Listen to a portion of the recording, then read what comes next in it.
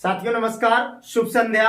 आप सभी का आपके अपने YouTube चैनल सुभी क्लासेस के ऑनलाइन प्लेटफॉर्म पर आप सभी का स्वागत, अभिनंदन है। आज साथियों कुछ प्रमुख शाखाएं व उनसे संबंधित अध्ययन के क्षेत्र लेकर के आया हूं जो बहुत ही इंपॉर्टेंट है, मोस्ट इंपॉर्टेंट, वेरी इंपॉर्टेंट। आपके जो प्रतिस्पर्धा भरे इस दौर में एग्जाम हो रहे हैं, जो आने वाली बहुत सारी कॉम्पिटेटिव एग्जाम है, उनके लिए बहुत ही अधिक इंपॉर्टेंट टॉपिक हैं। जो कुछ शाखाएं हैं जो अत्यधिक पूछी जाती हैं, उनके माध्यम में आज वीडियो लेकर के आया हूं। तो साथियों आज का ये वीडियो बहुत मजेदार होने वाला है और शुरू करते हैं खास आपके लिए। तो सबसे पहले फलों की खेती का अध्ययन किसके अंतर्गत किया जाता है, उस शाखा को दोस्तों क्या कहते हैं? तो उसे कहा जाता है पोमोलॉजी। क्या कहा जाता है? पोमोलॉजी के नाम से जाना जाता है, जो कि एक अपवाद है। इसके पहले दोस्तों एक बात बता दूं, जिन शब्दों के अंत में कल्चर लगा है वो शब्द लैटिन भाषा के हैं, और जिनके अंतर में दोस्तों लॉजी आएगा वो सभी ग्रीक भाषा के अंतर्गत आते हैं। इस बात का विशेष आप सभी साथी ध्यान रखें। तो मैंने सबसे पहले कहा फलों की खेती का अध्ययन किसके अंतर्गत करते हैं, तो पोमोलॉजी कहलाता है। दूसरा है मधुमक्खी पालन, जो है इसका अध्ययन किसके अंतर्गत करते हैं, तो इसका अध्ययन एपीकल्चर के अंतर्गत करते हैं। किसके अंतर्गत करते हैं दोस्तों? एपीकल्चर के अंतर्गत करते हैं। इसके बारे में और बता दूं, पोमोलॉजी अपवाद है जो लैटिन और ग्रीक दोनों का मिश्रित शब्द है। ग्रीक और लैटिन भाषा का मिश्रित शब्द है। पोमू प्लस लॉगोस, यानी कहने का मतलब फलों के बारे में अध्ययन करना, और एपीकल्चर मधुमक्खी पालन का अध्ययन करना। मधुमक्खी पालन से लाभ क्या है? मोम और शहद दोनों चीजें प्राप्त होती हैं। जो 12th बायोलॉजी एग्रीकल्चर में चैप्टर ही पूरा दिया गया है। उसके बाद मछली पालन का अध्ययन किसके अंतर्गत करते हैं दोस्तों? तो पीसी कल्चर के अंतर्गत करते हैं। किसके अंतर्गत? पीसी कल्चर के अंतर्गत। और मछली पालन की बात के साथ साथ अगर कहें कि इसको किस क्रांति से संबंधित किया गया है, तो नीली क्रांति के अंतर्गत रखा गया है मछली पालन को। या मछली से संबंधित क्रांति कौन सी है? तो नीली क्रांति संबंधित है मछली पालन से, या मछली के बारे में अध्ययन से। उसके बाद रेशम कीट पालन की बात करें, किसके अंतर्गत रेशम उत्पादन का अध्ययन किया जाता है या रेशम कीट पालन किया जाता है, जिसका मैं पूर्व में वीडियो डाल चुका हूं, मोरा सल्वा बाम्बिक्स मोराई का। तो सेरीकल्चर क्या कहा जाता है दोस्तों?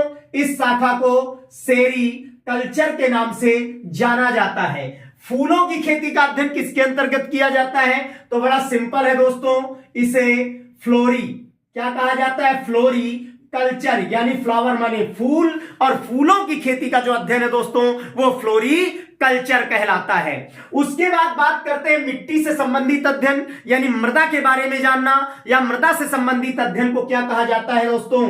तो पेडोलॉजी कहा जाता है। क्या कहा जाता है? पेडोलॉजी, यानी लैटिन भाषा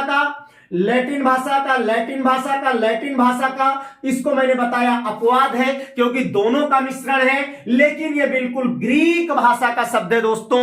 मैंने कहा जहां कल्चर लगा है वो लैटिन भाषा के अंतर्गत आता है, जहां लॉजी लगा है वो ग्रीक भाषा के अंतर्गत आता है। उसके बाद कह रहा है कि जीव व पर्यावरण से संबंधित जो अध्ययन करते हैं उसे क्या कहा जाता है? तो हमें पता है, हम पर्यावरण के बारे में पढ़ते हैं जिसमें हमने प्रमुख रूप से पढ़ा क्या? इकोसिस्टम, पारितंत्र, पारिस्थितिकी तंत्र, जो 12th बायोलॉजी में चैप्टर लास्ट में दिया गया है, पारिस्थितिकी तंत्र, इकोसिस्टम, अर्थात जैव अजैव दोनों प्रकार के घटक मिलकर के किसी पारितंत्र का निर्माण करते हैं दोस्तों। तो पारितंत्र के अंतर्गत अगर हम बात करते हैं तो जीव एवं पर्यावरण से संबंधित जो अध्ययन करते हैं उसे क्या कहा जाता है? इकोलॉजी कहा जाता है। क्या कहा जाता है? इकोलॉजी कहा जाता है। और अगर पुष्पों से संबंधित अध्ययन या उसके भागों की बात करें तो एंथोलॉजी कहलाता है। क्या कहलाता है दोस्तों? एंथोलॉजी। जैसा आप जानते हैं पुष्प का एक भाग होता है जो नर भाग होता है, एंथर कहलाता है। तो एंथोलॉजी पुष्पों के बारे में जानते हैं या पुष्पों से संबंधित अध्ययन करते हैं। उसके बाद पक्षियों का अध्ययन किसके अंतर्गत किया जाता है? वैसे एक नवीन जानकारी इसके साथ में बता दूं कि जो पक्षी विज्ञान के जनक कहे जाते हैं डॉक्टर सलीम अली को कहा जाता है भारतीय पक्षी विज्ञान का जनक। बहुत ही इंपॉर्टेंट क्वेश्चन है दोस्तों ये, कि भारतीय पक्षी विज्ञान का जनक किस वैज्ञानिक को कहा जाता है? तो डॉक्टर सलीम अली को भारतीय पक्षी विज्ञान का जनक कहा जाता है। लेकिन पक्षियों के बारे में अध्ययन किस शाखा के अंतर्गत करते हैं? तो ऑर्निथोलॉजी के अंतर्गत। किसके अंतर्गत दोस्तों?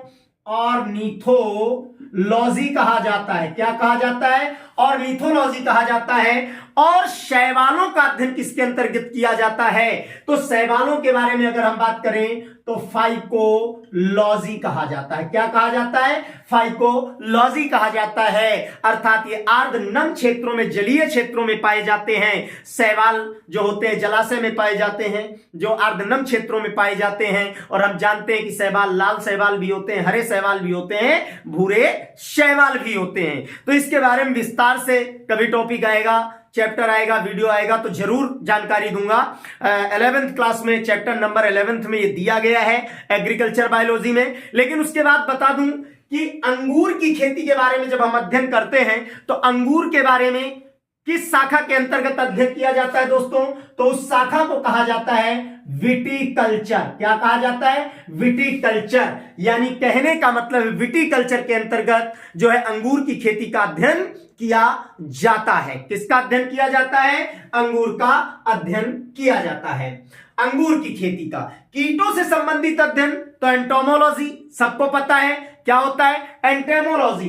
कीटों से संबंधित अध्ययन उस शाखा को कहा जाता है एंटेमोलॉजी। एंटेमोलॉजी के नाम से जाना जाता है। जो 12th एग्रीकल्चर बायोलॉजी का chapter number 3rd and 4th विशेष रूप से इसी रूप में दिया गया है। और पूरी बुक में ही प्लांट्स पैथोलॉजी एंड एंटोमोलॉजी दी गई है, पादप रोग विज्ञान एवं कीट विज्ञान। तो उसके बारे में हम अध्ययन करते हैं। तो कीटों से संबंधित जो अध्ययन करते हैं दोस्तों वो क्या? एंटेमोलॉजी के अंतर्गत जानकारी दे दूं, वर्ग इंसेक्टा होता है। वर्ग इंसेक्टा होता है और कोलियोप्टेरा या अन्य प्रकार के कई गण पाए जाते हैं। लेकिन प्रमुख बता दूं, इनको आर्थ्रोपोडा संघ में रखा गया है, जो दुनिया का सबसे बड़ा संघ माना जाता है कीटों का। उसके बाद चींटियों के बारे में, एंट के बारे में अध्ययन किसके अंतर्गत किया जाता है? तो मार्मिकोलॉजी। किसके अंतर्गत? मार्मिकोलॉजी। क्या कहा जाता है दोस्तों? मार्मिकोलॉजी कहा जाता है। क्या कहा जाता है दोस्तों? मार्मिकोलॉजी कहा जाता है, जिसमें चींटियों के बारे में यानी एंट्स के बारे में अध्ययन करते हैं। और अगर हम घासों के बारे में अध्ययन करते हैं, घास के बारे में, ग्रासेस के बारे में, तो उसे क्या कहते हैं? तो एग्रोएस्टोलॉजी कहा जाता है। क्या कहा जाता है दोस्तों? एग्रोएस्टोलॉजी कहते हैं। एग्रोएस्टोलॉजी के नाम से जाना जाता है। अगर हम वृक्ष एवं झाड़ियों के बारे में अध्ययन करते हैं तो उसे डेंड्रोलॉजी कहा जाता है। क्या कहा जाता है?